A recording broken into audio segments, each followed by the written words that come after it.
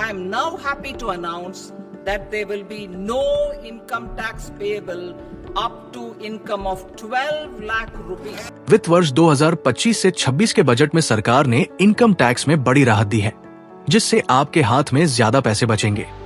आइए जानते हैं इस नए फैसले के बारे में और इसका असर आपकी जिंदगी और देश की अर्थव्यवस्था पर। भारत की वित्त मंत्री निर्मला सीतारमण ने अपने बजट भाषण में ऐलान किया कि अब 12 लाख रुपए तक की सालाना आय पर कोई इनकम टैक्स नहीं देना होगा और अगर आप वेतनभोगी कर्मचारी हैं तो ये सीमा 12.75 लाख रुपए तक बढ़ा दी गई है।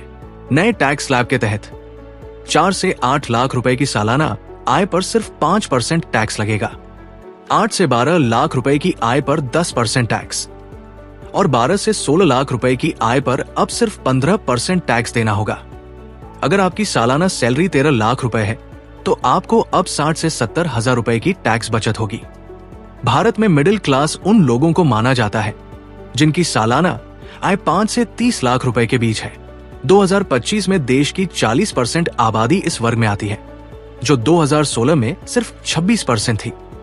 अर्थशास्त्रियों का मानना है कि इनकम टैक्स में राहत से मिडिल क्लास की खर्च करने की क्षमता बढ़ेगी, जिससे बाजार में मांग बढ़ेगी और अर्थव्यवस्था को गति मिलेगी।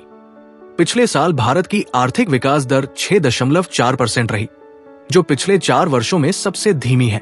कंज्यूमर इकोनॉमिस्ट राजेश शुक्ला का कहना है कि मिडिल क्लास के हाथ में आया अतिरिक्त पैसा खपत और बचत दोनों को बढ़ावा देगा।